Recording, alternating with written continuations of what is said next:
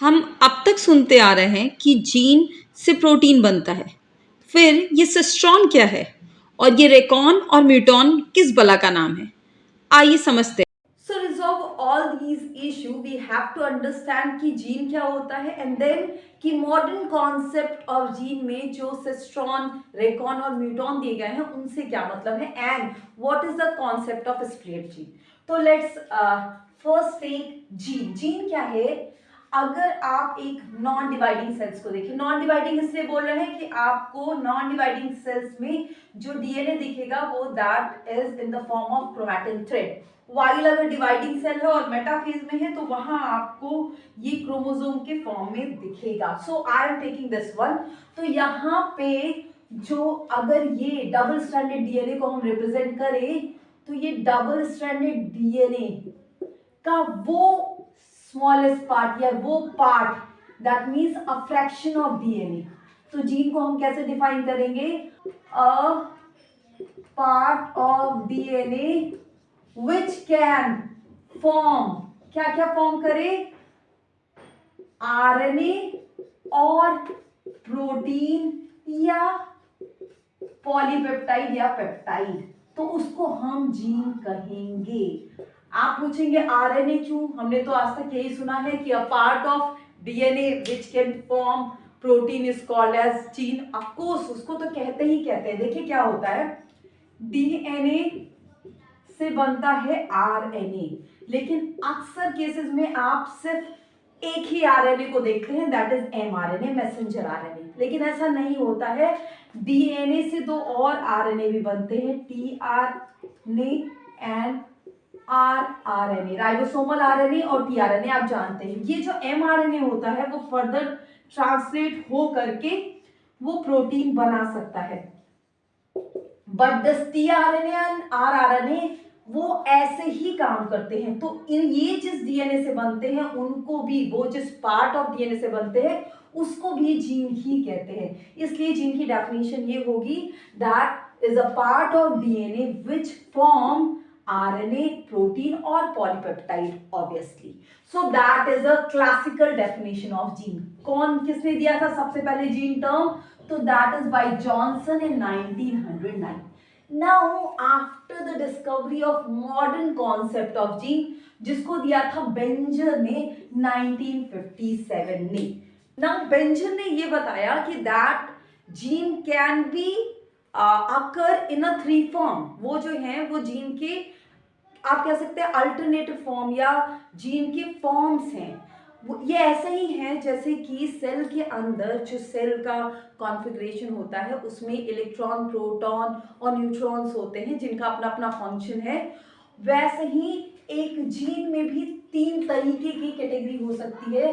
One is called as cistron, second one is called as recon and third one is called as muton. पहले हम एक एक simple definition से समझेंगे and then we will go in a detail. तो cistron क्या है? Cistron के दो नाम देते हैं, that is a unit of function या इसी को कहते हैं यूनिट ऑफ ट्रांसमिशन। क्यों कहते हैं भाई? इसलिए कहते हैं क्योंकि ये कोई भी काम करने के लिए आपको प्रोटीन की जरूरत होती है और सिस्ट्रॉन किसी भी डीएनए का वो स्मॉलेस्ट पार्ट है। Cistron is a smallest part ना ऑफ जीन, मतलब वो जीन का छोटे से छोटा पार्ट। यहां पे हम जीन के अंदर की बात कर रहे हैं। So that is the smallest part of gene which code for protein or polypeptide obviously, और पेप्टाइड अगर प्रोटीन एक ही पेप्टाइड की बनी है तो।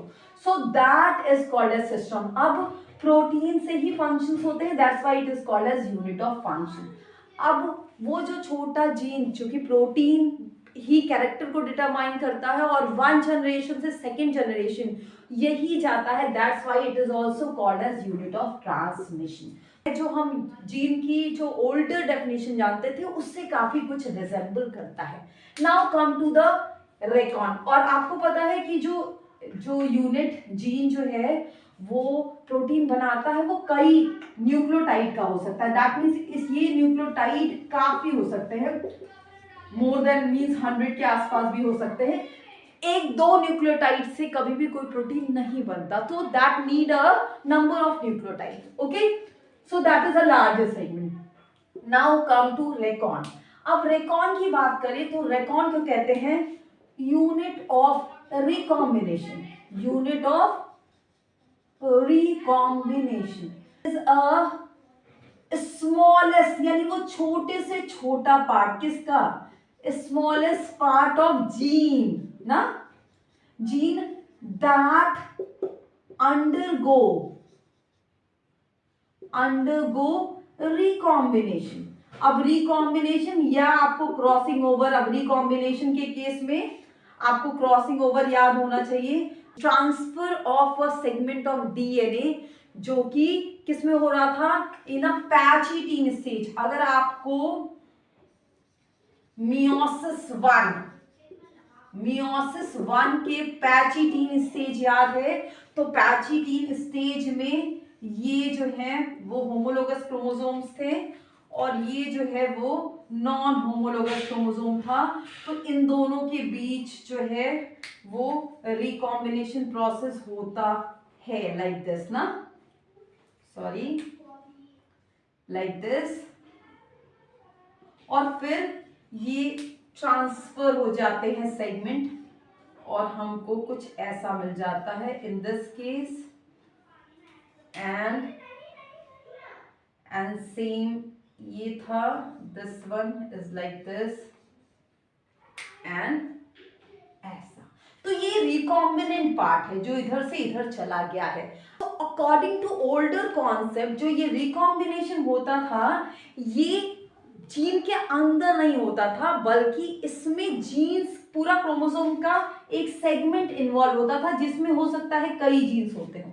लेकिन ऐसा नहीं होता था कि रिकॉम्बिनेशन जीन्स के बीच में हो, यानी कि कोई जीन बीच से आधी जीन यहां रह गई और आधी दूसरे में चली गई, ऐसा नहीं माना जाता था इन अ ओल्डर कॉन्सेप्ट ऑफ रिकॉम्बिनेशन जो कि ड्रोसोफिला में स्टडी पे या क्रोमोसोमल थ्योरी के थ्रू मॉर्गन ने दिया था। बट जब माइक्रोब्स को स्टडी किया गया, स्पेशली जब वायरसेस को स्टडी किया गया, तो ये देखा गया कि ये जो रिकॉम्बिनेशन हो रहा है उसमें ऐसा भी होता है कि रिकॉम्बिनेशन में अगर ये जीन है जो फॉर एग्जांपल सपोज कर लीजिए 100 न्यूक्लियोटाइड का है, तो इसमें से कुछ न्यूक्लियोटाइड ये दूसरे जो क्रोमोसोम सेगमेंट है, ये जो दूसरा है उसके कुछ न्यूक्लियोटाइड से एक्सचेंज हो गया है। मान लीजिए ये वाला इसका जीन है, ये ए है और ये जी बी है, और इसमें 100 न्यूक्लियोटाइड है, इसमें मान लीजिए 120 न्यूक्लियोटाइड है।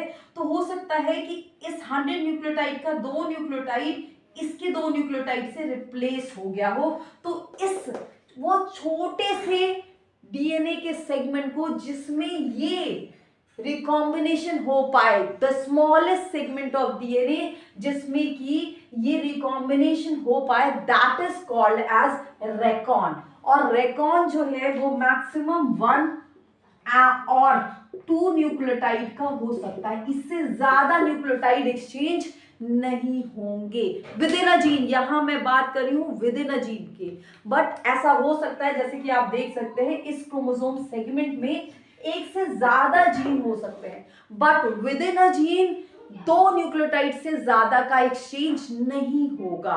सो विद इन अ सिस्ट्रॉन, एक सिस्ट्रॉन के अंदर ढेर सारे रेकॉन हो सकते हैं। तो cistron is a bigger unit, recon is a smaller than cistron. Now come to the third one and that is muton. Muton क्या है? म्यूटॉन को हम फिर से जब डिफाइन करेंगे तो that is a smallest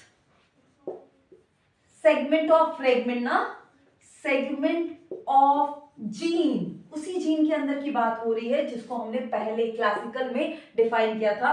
so that is the smallest segment of gene which have an ability for mutation, an ability for mutation, यानी कि जिसमें अचानक से जेनेटिक मटेरियल में चेंज की कैपेबिलिटी हो, वो स्मॉलेस्ट डीएनए सेगमेंट को विद इन अ जीन जिसमें की म्यूटेशन की एबिलिटी हो। तो आपको पता है दैट सिंगल न्यूक्लियोटाइड म्यूटेशन भी होता है, सिंगल न्यूक्लियोटाइड म्यूटेशन भी होता है। इसका बहुत अच्छा एग्जाम्पल है क्या, सिकल सेल एनीमिया, जो सिंगल न्यूक्लियोटाइड म्यूटेशन होता है। तो जो ये म्यूटॉन है वो स्मॉलेस्ट कितना हो सकता है, केवल 1 न्यूक्लियोटाइड का हो सकता है। तो अगर हम इन तीनों को कंपेयर करें तो within a cistron there can be several recon, within a recon there can be several muton. तो अगर हम साइज वाइज देखें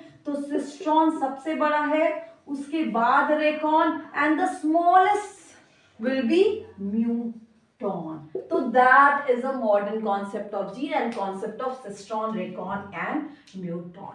So मैंने कहा that cistron is a smallest segment of DNA जो कि प्रोटीन बनाता है, और जीन को भी मैंने यही कहा था कि that is a segment of DNA which can form RNA और प्रोटीन। तो क्या सिस्ट्रॉन और जीन, जो हम नॉर्मल जीन कह रहे हैं, ये सिनोनिम्स हैं? क्या जीन और सिस्ट्रॉन ये जो है वो एक ही बात है? तो let's check. So now we will compare two types of organism. One is prokaryote ना।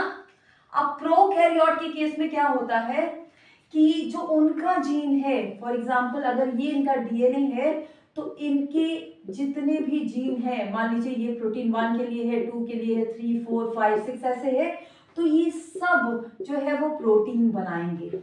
यानी ये वाला सेगमेंट प्रोटीन 1 बनाएगा, ये वाला सेगमेंट 2 बनाएगा, ये वाला 3 बनाएगा, ये वाला 4 बनाएगा, ये 5 बनाएगा, ये 6 बनाएगा। दैट मीन्स इनके केस में जीन जो है वो सिनोनिम्स है किसके, सिस्ट्रॉन के।